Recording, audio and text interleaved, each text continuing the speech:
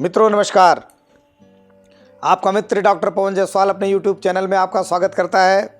आज एक हमारे व्यूअर हैं इंजीनियर विवेक और श्रीमती मीना जी हैं, हिमांशु जी हैं, अनुराग जी हैं, स्वीकृति जी हैं, शिवशंकर हैं, राम नरेश हैं, मनोज हैं, सौभाग्य जी हैं, अथर्व हैं, अनी हैं, अविरल हैं, निधि हैं, पप्पी हैं, राधा हैं, शर्मिला हैं। ये सभी लोग एक कलेक्टिवली प्रश्न पूछते हैं हमसे कि कैपिटल अकाउंट कैसे बनाया जाए। उनके सामने डिमोनेटाइजेशन के बाद, नोटबंदी के बाद एक बहुत बड़ी समस्या आ गई है। ये सभी सैलरीड हैं, ये सभी ब्यूरोक्रेट हैं, कुछ नेता हैं, कुछ ब्यूरोक्रेट हैं, कुछ बड़े बिजनेसमैन हैं, कुछ बड़े प्रोफेशनल्स हैं, बड़े बड़े जगहों पे इनका आना जाना है। ये सभी लोग भारत की हस्तियों में काउंट किए जाते हैं। इनका ये प्रश्न है कि कैपिटल अकाउंट का आदमी के जीवन में क्या महत्व है, कृपया बताएं। मैं अपने वीडियो के माध्यम से साथियों में बताना चाहता हूं कि पूंजी खाता या कैपिटल अकाउंट एक बहुत गूढ़ विषय है जिसकी जानकारी होना प्रत्येक भारतीय के लिए लाजमी है। क्या होता है कैपिटल अकाउंट? जब बच्चा पैदा होता है तो माता पिता के साथ संस्कार सीखता है और बड़ा होता है, पढ़ाई लिखाई करता है और उसके बाद पढ़ाई लिखाई अपनी पोस्ट ग्रेजुएशन कंप्लीट करने के बाद अपनी इच्छा के अनुसार किसी व्यवसाय या किसी प्रोफेशन में या किसी एम्प्लॉयर के साथ या अपने वोकेशन को एक्सरसाइज करते हुए आय की अर्निंग शुरू करता है।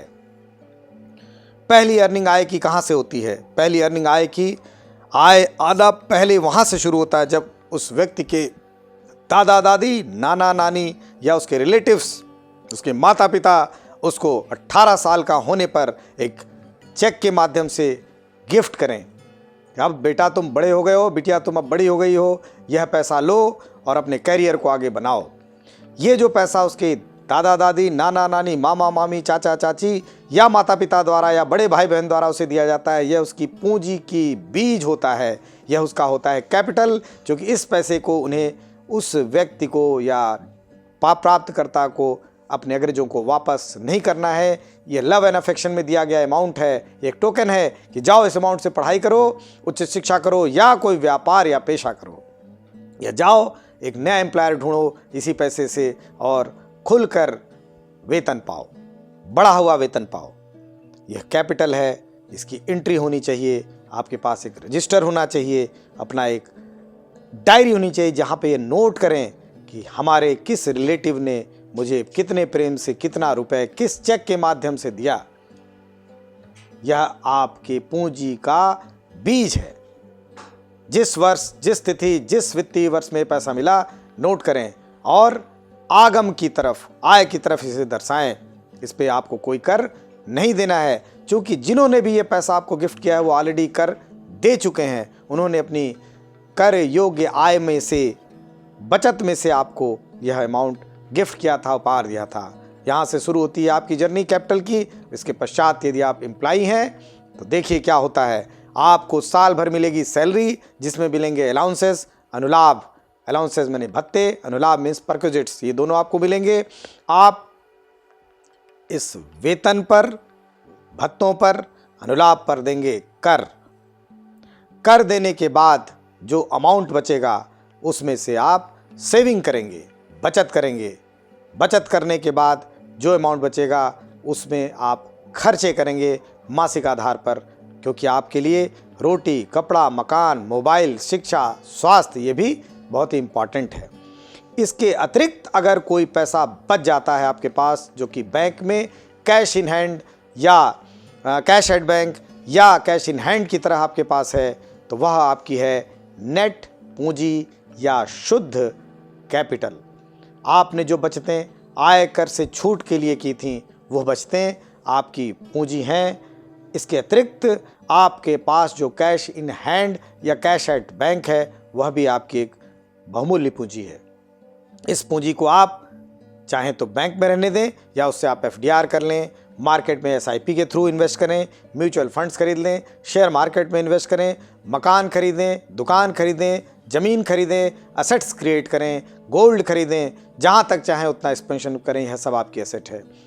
ईयर आफ्टर ईयर, साल दर साल, यह टैक्स पेड मनी के बाद बचा हुआ पैसा बुक्स में आता रहेगा। जैसे आप आगम में दिखाते हैं, वैसे ही कैपिटल क्रिएट करने के लिए अपनी पूंजी को जिस मार्फत, जिस रूप में बैठाते हैं, gold, silver, ornaments, land, building, plant, machinery, उसी तरीके से उसे निर्गम की तरफ दिखाएंगे। आगम और निर्गम के बीच जो सामंजस्य बनेगा वो होगा कैपिटल अकाउंट। उम्र के एक पड़ाव के बाद आप देखेंगे कि आपके पास कितनी पूंजी आ गई। चूंकि कैश इन हैंड या कैश एट बैंक जो था उसे आपने किसी इंस्ट्रूमेंट में इन्वेस्ट कर दिया, किसी एसेट में इन्वेस्ट कर दिया, उस एसेट की भी वैल्यू बढ़ी। अगर आपको इंटरेस्ट मिला तो आपने उसे अर्जन के आधार पर अपने रिटर्न में ईयर आफ्टर ईयर शो किया है। अब आपके पास जो कॉर्पस बन के तैयार होता है वह है आपका पूंजी। ठीक इसी प्रकार एक बिजनेसमैन के लिए, एक प्रोफेशनल के लिए व्यापार करने के बाद जो नेट प्रॉफिट बचता है, जो शुद्ध लाभ होता है, उसमें से अपने घर के, अपने आवश्यकता के, अपने अन्य चीज़ों के खर्चे करने के बाद जो बचता है वह उसकी व्यक्तिगत कैश इन हैंड या कैश एट बैंक जो है वो उसकी पूंजी है, व्यापारी की पूंजी है। वह पूंजी वह उसे किसी भी एसेट में, किसी भी इंस्ट्रूमेंट में वह जमा कर सकता है, क्योंकि वो टैक्स पेड पैसा है, नेट प्रॉफिट टैक्स पेड है, और इस टैक्स पेड मनी को वह किसी भी तरीके से यूटिलाइज करने के लिए स्वतंत्र है। एक समय बाद आप देखेंगे कि आपके कैपिटल अकाउंट में रुपए की भरमार है। किस रूप में है? Number 1 land, number 2 building, number 3 flat, number 4 commercial property, number 5 FDRs, number 6 NSCs, number 7 PPF, number 8 shares in capital market, primary market and secondary market, आगे का नंबर म्यूचुअल फंड। इसके अतिरिक्त PPF, तमाम तरह के अकाउंट जहां पे आपके पैसे होंगे, यही है आपकी शुद्ध पूंजी। और ध्यान रखिए साथियों, अगर यह खाता साल दर साल आप अपना मेंटेन करते हैं तो राजस्व का कोई भी विभाग पूछताछ करते समय किसी भी प्रकार से आपको परेशान नहीं करेगा, क्योंकि आद्योपांत जब से आपने अपना फाइनेंशियल करियर शुरू किया था तब से लेकर पूछताछ के दिन तक एक एक पाई का हिसाब आपने पूछताछ प्राधिकरण को दे दिया अपने कैपिटल अकाउंट के माध्यम से। Very important to retain capital account in the books of account, must है, आवश्यक है।